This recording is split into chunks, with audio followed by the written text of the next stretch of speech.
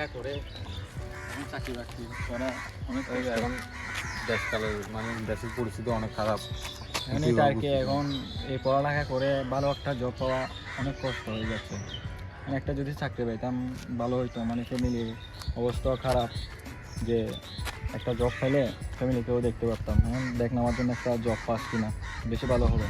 এখন তুই চাকরি নিয়ে ভাবতেছিল আমি এখনো সেকেন্ড ইয়ারে, মানে কি আরো 2 বছর পর চাকরি করবো কখন? আর তাও আমি এমনি দেখি কথা বলে দেখি জয় আছে না, জয়কে বলবি আর কি যে একটা ও কিসের নাকি জব করে একটা হ্যাঁ ওর সাথেও কথা বলা যায়। ও আছে তাও তো আমার এমনি ফ্রেন্ড একটা আছে জব করে, মানে ইপিজেডের ওইখানে। আচ্ছা আচ্ছা, তাহলে যেখানে হোক আমার একটা জব হলে ভালো হবে, কারণ এখন আমার ফ্যামিলির অবস্থা খারাপ, বুঝছ না, সেই জন্য ফ্যামিলি হালকা করতে হবে। আচ্ছা ঠিক আছে, তখন কল দিতে। হ্যালো, হ্যাঁ আচ্ছা ঠিক আছে আসছিস আমি। না আমার একটু বাধা দিতে হবে, কেমন? আমি এমনি কথা মাথা রাখবো, ঠিক আছে? আচ্ছা সমস্যা না, একটু মাথা রাখি দেখবে আর কি। আচ্ছা ঠিক আছে, আচ্ছা ঠিক আছে।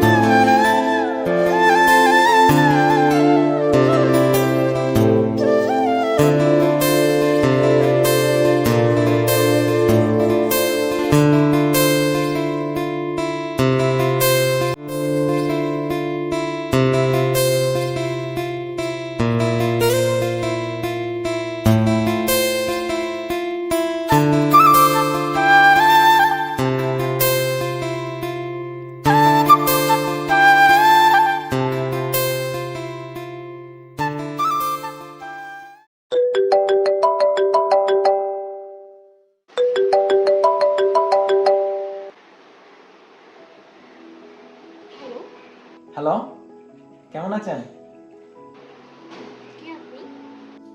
আমাকে আপনি চিনবেন, আবার হয়তো নাও চিনতে পারেন। মানে নাম্বার কোন পেলেন আপনি? আর কেন বা কল দিলেন? আমি ঠিক জায়গায় কল দিলাম, যাকে আমি প্রতিদিন একটিবার হলেও দেখি। ও আচ্ছা, আপনি তাহলে সেই ব্যক্তি। নাম্বার জোগাড় করে ফেলেছেন তো, অনেক সাহস আপনার। কিছু তো সাহস তো আছে। তো কেন কল করেছিলেন সেটা বলেন। কালকে জাতিসংঘ পার্কে আপনার বাসার পাশেই আমি আপনার জন্য অপেক্ষা করব। মানে আমি কেনই বা দেখা করব?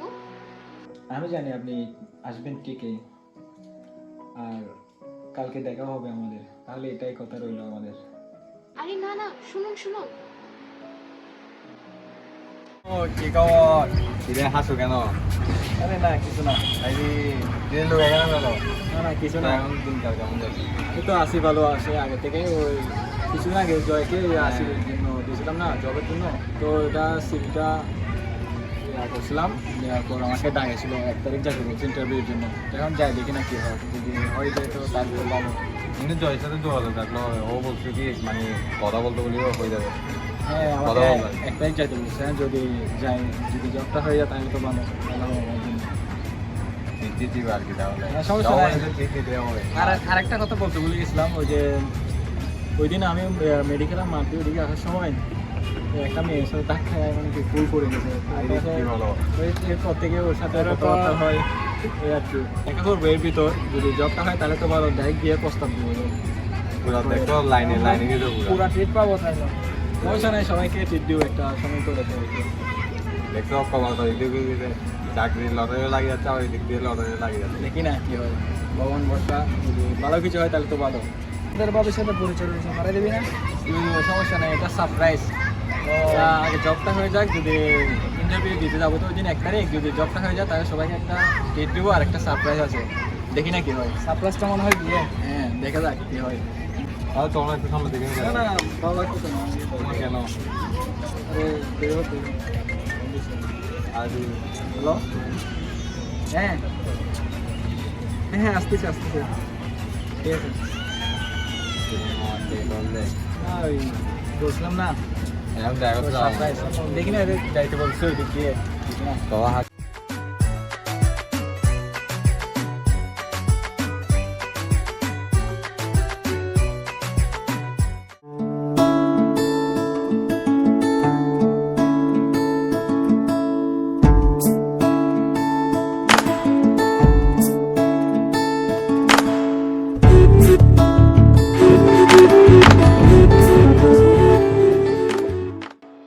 হ্যাঁ বলেন ক্যামেরা শুনলাম। আসলে অনেক দিন ধরে একটা কথা বলেছিল, বলতে পারি না, তারপরেও এই জন্য ডাকছিলাম। বিশেষ করে দিন সময়টি দেখার পর সময়টি রাতে সময়টি পারি না, কিন্তু চোখের মধ্যে আমি বাঁচতেছি। আসলে তোমাকে প্রথম দেখাচ্ছি আমার ভালো লাগে যে তোমাকে আমার রাতে রাতে কি চোখ লাইট না করে তুমি কি আমার হবে।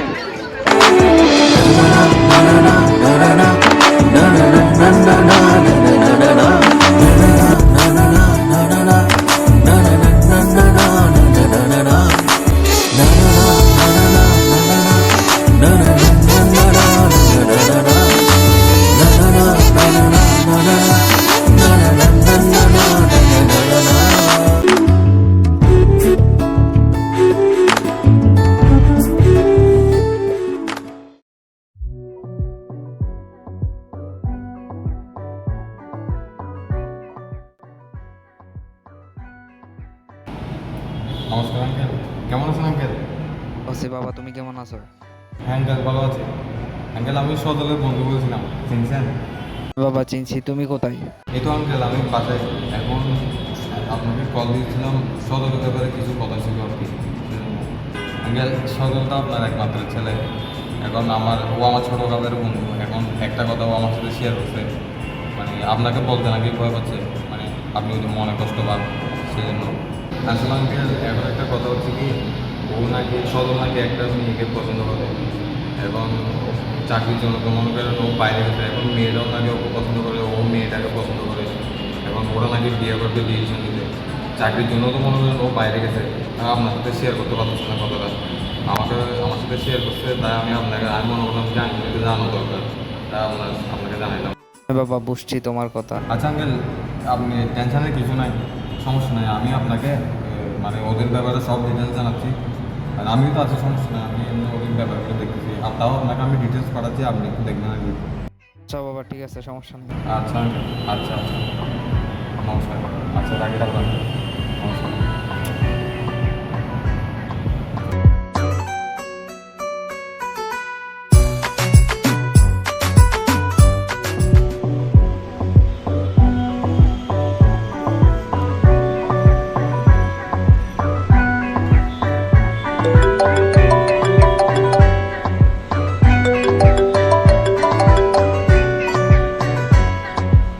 দাদা আসছেন আপনারা?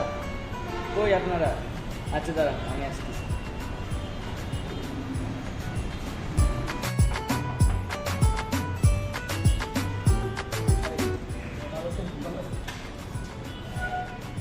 অনেকদিন পর দেখা।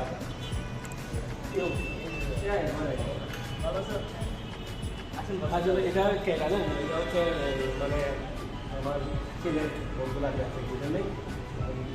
আমার সাথে আসেন দাদা। বাবা আসে বসে। আর আমি আসলে আপনাদের জন্য অপেক্ষা করতেছি। তো দিনকাল কি অবস্থা বলেন? এই তো ভগবানের কি ভাই চলছে। আমাদের কি অবস্থা? এই তো চলতেছে। ওরা আসলে পরিচয় ভালো করে বলে দিতে পারেনি। ওরা আমার ছেলে সজলের খুব ঘনিষ্ঠ বন্ধুর নাম প্রীতম। ঠিক আছে প্রীতম, তোমার আগে জিনিস করে দাও। আরে বের বসে নেন নেন নেন এগুলো। আরে কি বলবো, আমার বাড়ির পাশে আসলে একটা পুরনো মিষ্টির দোকান আছে। কোনো মেয়ে শুধু আমার মেয়েটাই আছে, এগুলো এখন আপনি তো বুঝতে আপনার বিয়ে নেই, এখন অনেক কষ্ট করে আসলাম, একটু মিষ্টি মুখ করবেন আপনি। তো বাবা কিছু করো তুমি। আমি এখন পড়ার বেশি না বিয়ে করতে আপনাকে কি বলবো আসলে মানে আমাদের সকলের ঘনিষ্ঠ বন্ধু বুঝছি ভালো একটা প্রফেশন আছে মানুষের সেবা করতেছে নার্সিং সেবা তো একটা আপনি তো জানেনই সব কিছু আসলে মানে ছোটবেলা থেকে আমাদের সাথে আছে বড় হয়ে সকলের সাথে একসাথে তো সব কিছুই আছে ওর উপরে কিছু নাস্তা না না বসে কি বলবেন এগুলো এই মাত্র নাস্তা করে আসলাম আপনার হাতে।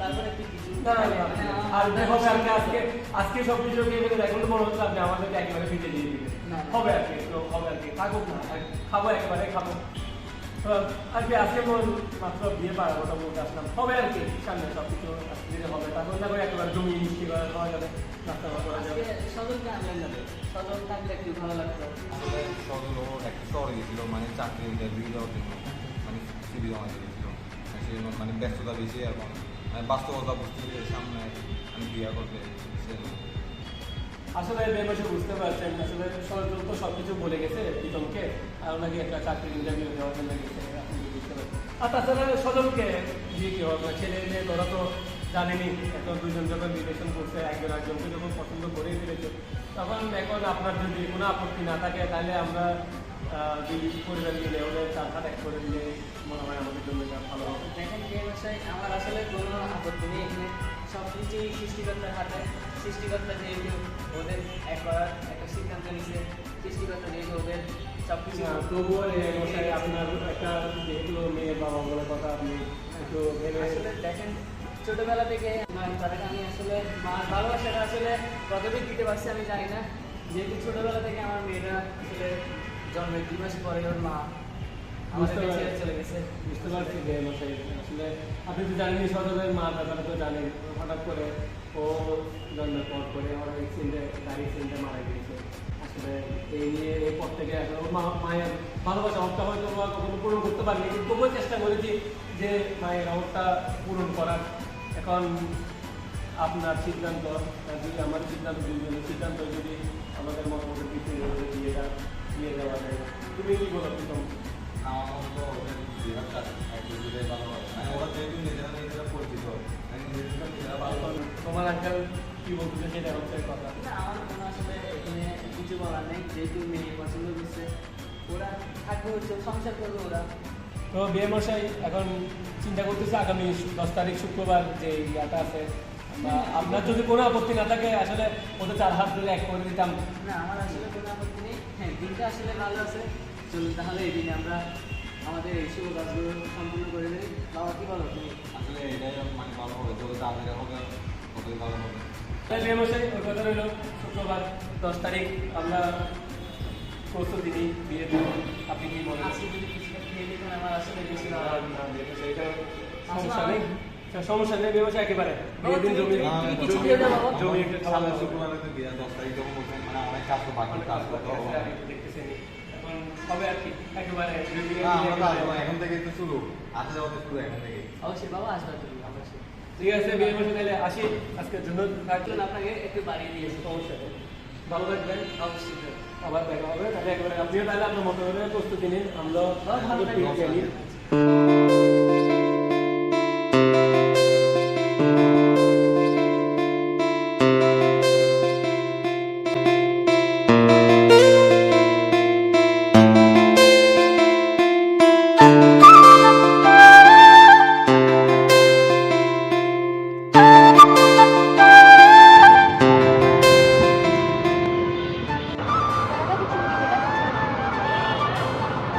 আসলে ওই দিন আমি চাকরির জন্য একটা সিভি জমা দিয়েছিলাম যে দুজন ইনফরমেশন মাধ্যমে আমার চাকরিটা হয়ে গেছে হঠাৎ করে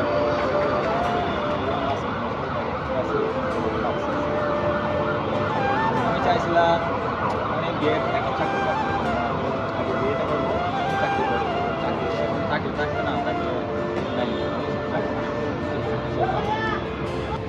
দেখো এভাবে হলে তো হবে না দেখো শুধু একদিকে ভাবলে তো হবে না আমার মতে এখন পেয়ে ফোকাস করাটাই জরুরি কারণ এভাবে হলে চাকরি ছাড়া আমরা হবে না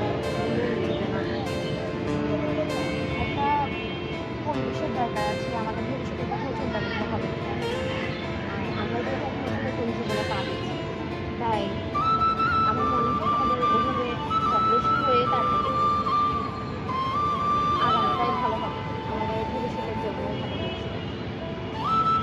আমি সেদিন যাবো। হ্যাঁ, তো যোগাযোগ হবে। আমি তো এখানেই আছি। তুমি মাঝে মধ্যে আমাকে চিঠি দিবে, যোগাযোগ করবো। তারপরেও মানে আমার কেন জানি না অনেক ভালো লাগছে না তোমাকে সাথে দেখা হয়েছে। খারাপ কিছু লাগবে, কিন্তু আমি এখানেই আছি। আমার মনে হয় যে পাশে থাকা না থেকেও তো ভালোবাসা যায়, তাই না? হবে, সমস্যা নেই, আমরা যোগাযোগ করবো সবসময়, কথা তো হবে আমাদের মধ্যে। তারপর তুমি যখন আমাদের কাজ শেষ করে আসবে তখন আরো সুন্দরভাবে আমাদের বিয়েটা হতে পারবে। চলো তাহলে আমরা ওদিকে ঘুরে আসি।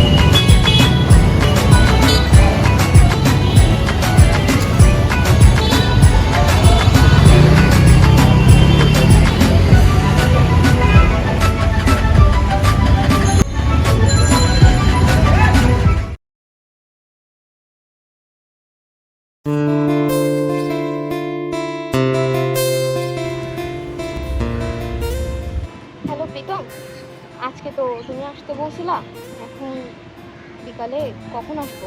আমি আমি ওর সাথে কথা বলে দেখি মানে ও কখন ফ্রি আছে, তাহলে মানে আমি তোমাকে টাইমটা বললে কল দিব, কল দিলে তুমি তখন বের হবা, ঠিক আছে?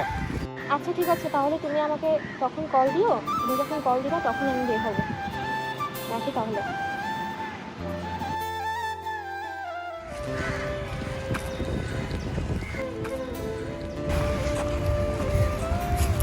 হ্যাঁ, কখন আসবে? এটা ও তো আমাকে বলছিল, আমি বলেছি বলো কতটুকু আসছে, ঠিক আছে?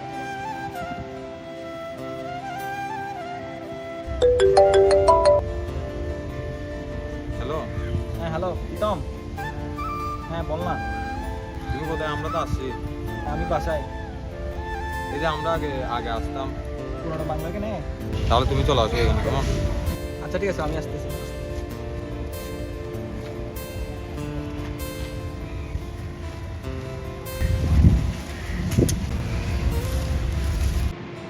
এতক্ষণ লাগে আসতে? কখন আসবে? বলছিল আরে এই যে এদিক দেখ,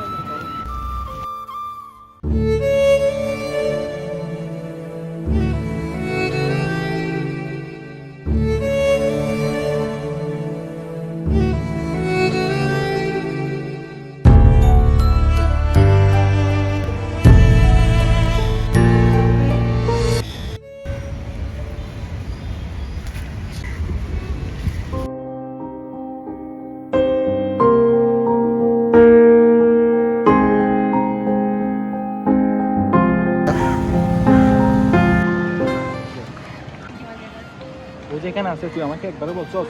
মানে ও আমাকে অনেকবার জিজ্ঞেস করছে, বলছে আমাকে লাস্টবার মতো একটু আর এরকম লুকাচুরি খেলাগুলো কয় দিন, মানে দুটো সম্পূর্ণ শেষ করে দিল, মানে বলার কথা বলা দরকার, ঠিক আছে?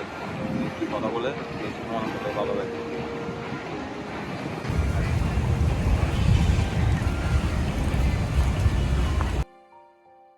কেমন আছো? ভালো। ওইট ওইট, আচ্ছা দাদা, তাহলে তোরা কথা বল, কাছ থেকে আছে আমাকে লাগিয়ে বলে দিই, ঠিক আছে? একদিন তোমার সাথে আমার কিছু কথা আছে। কি কথা? যা বলবো এখানেই দেবো, কারণ আমার সময় নেই, আমি বাসা যেতে হবে আমার থেকে। এত তাড়া কিসের? এত কিছু পড়াচ্ছো, আমাকে একটু সময় দাও। এও কি বলবো বলো, আমার এত সময় নেই, আমি অফিস থেকে আসতেছি, আমার বাসা যেতে হবে, আমি যাচ্ছি। অজল, দাঁড়াও, তোমার সাথে কিছু ইম্পর্টেন্ট কথা আছে।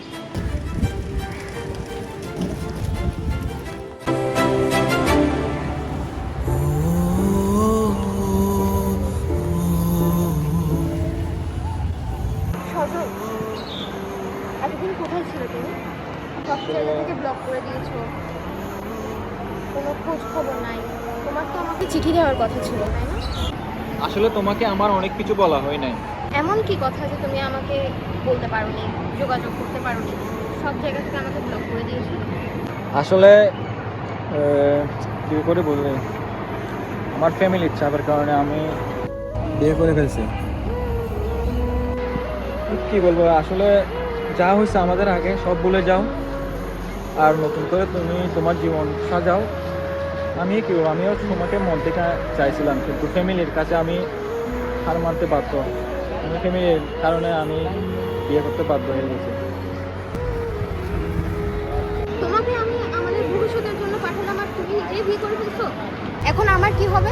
তাহলে এত বছরের অপেক্ষা, আমার এত প্রতিশ্রুতি, সবকিছু মিথ্যা ছিল তাহলে? আসলে আমি সত্যিকারে তোমাকে ভালোবাসি। হয়তো তোমাকে আমি চাইছিলাম, কিন্তু সত্যিকারে তুমি আমার ভাগ্যে ছিল না। তুমি আসলে আমার হৃদয়ে আছো, নিয়তিতে নেই। আমার কিছু করার নেই, সব পরিস্থিতির শিকার। ভালো থাকিও আর নিজের যত্ন নিও। আমি আসি তাহলে।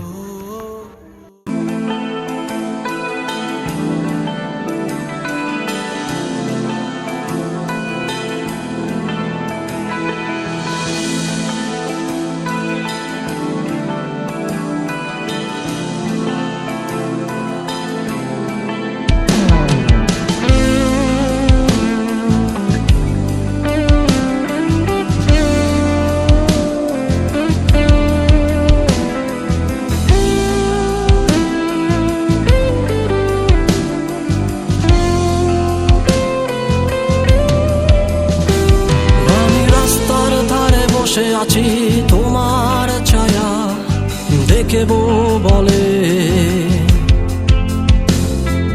তোমার হৃদয়ে ছুঁয়ে দিয়ে তোমায় মায়ায় ভরিয়ে দেব।